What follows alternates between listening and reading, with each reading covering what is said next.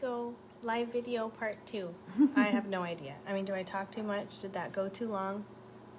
Did it cut us off? I'm not sure. Sorry, everybody. I'm not sure why it got cut off, but here we go. Here's part 2 with little figgy pudding and spruce. So, I don't know. Hey, someone give me a thumbs up out there in Facebook land and tell me if you can see this, if we actually are live. Just before I start talking to myself out here. Maybe? Maybe not? Oh, thank you. I appreciate that. You guys are so wonderful. Sorry for the interruption. I'm not sure what happened. We're just going to roll with part 2, okay? Let's see, where was I? I was mostly a behind-the-scenes volunteer. The plan was that Keith would let me know what was happening each day, and then I would tell the stories of the animals that were rescued. My intention was to write and tell the rescue stories to raise awareness and maybe even a little money for a shelter. If just one person donated $1 because of what I wrote, for me, that was considered a success. So welcome back, part 2. I got little figgy pudding. She's so sweet. She is really full. She's so tired, I know, and I'm sorry I don't want to wake her up, but I mean, just, yeah. Okay, sorry for any interruption, you guys. I'm just going to sort of keep going here. Soon, I found out what Aaliyah had discovered earlier.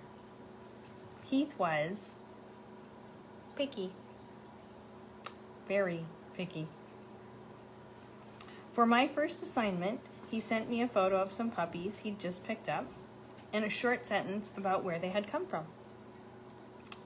They had been locked in a crate for months, given food and water, but likely had never been let out. What kind of monster would do such a thing?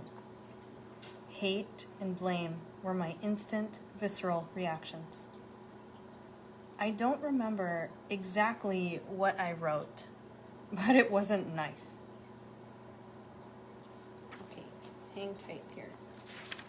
Okay, I know, I'm sorry, I know, yeah, I know. Let's re-get comfy. Let's re-get comfy. Oh, you're so sweet. You're so sweet. How does your breath smell? Oh, it's pretty good. How does my breath smell? Kind of bad.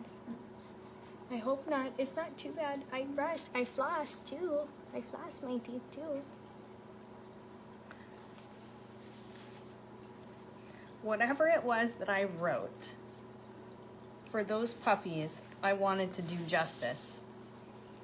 And I wanted their story to raise $50. I sent that first story to Keith for approval. He sent back, quote, "That's not gonna work. There is going to be a learning curve," he said. "I'll call you shortly." Which I think I heard a lot after that, which is no dig against him. It was absolutely 100% the right thing to do, the right thing to say over and over and over again as you're training a team. And he ended up being one of the smartest people I know, and I don't say that lightly. But those first initial, "that's not gonna work," you know how that feels. I know, you're so sweet, honey. You're so sweet.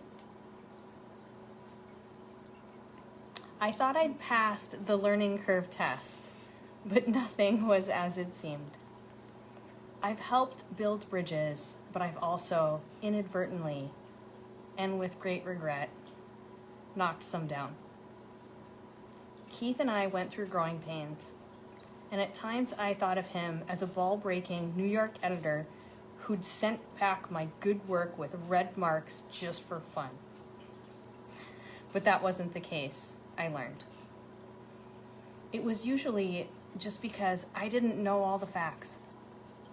We communicated a lot through text message, and at first, much got missed or misinterpreted.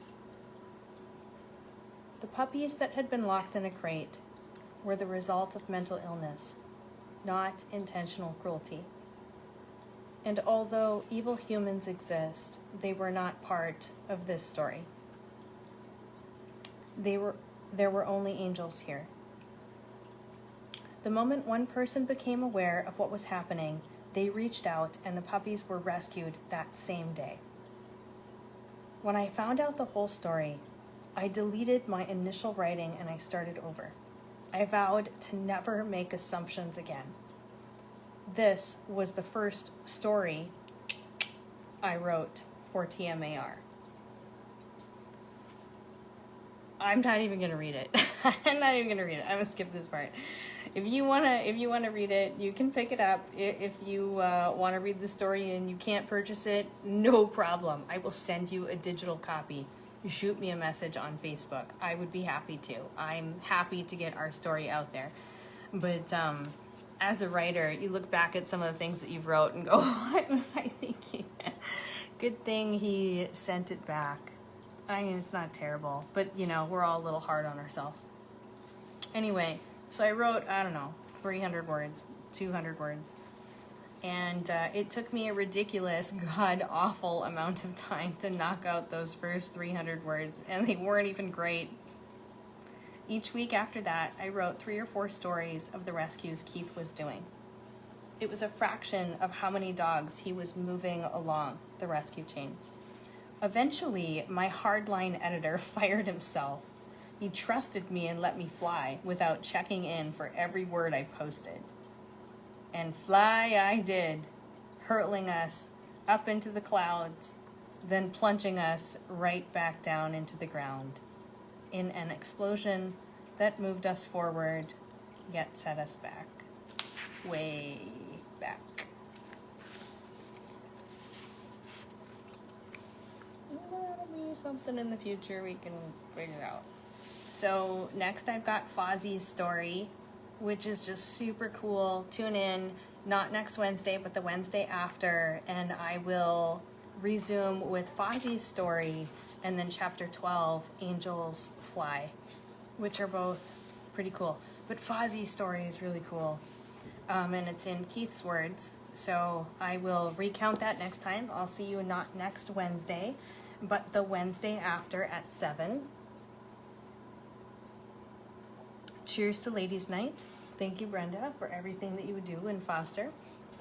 You'll see Amanda on. Oh, we got to bring him closer. You'll see Amanda on tonight at 9 o'clock. She'll be live at the rescue, I think with our newest tripod, Max. But if he's not available, she'll be on. She'll be on with someone. She'll be on with one of the other ones. And it's been a long day. Forgive me if I have stuttered and fumbled. It's just been one of those days with a bunch of kids at home and so on and so forth. Thanks, you guys. I really appreciate you tuning in and using your time to spend with me and us tonight so much. You can pick up Rescue Matters anywhere books are sold. You can pick up this cool hat, this shirt, anywhere on the website. You'll be able to find them as well. And all of our available adoptable dogs are on the website as well. You want to consider fostering or consider volunteering. Don't be a dum-dum like me. Just think about like where your skills are, bottle feeding. And anyone can help, if not us, but in your local community, right? Hey, you guys, stay safe. Stay sane. And have a great night. Bye.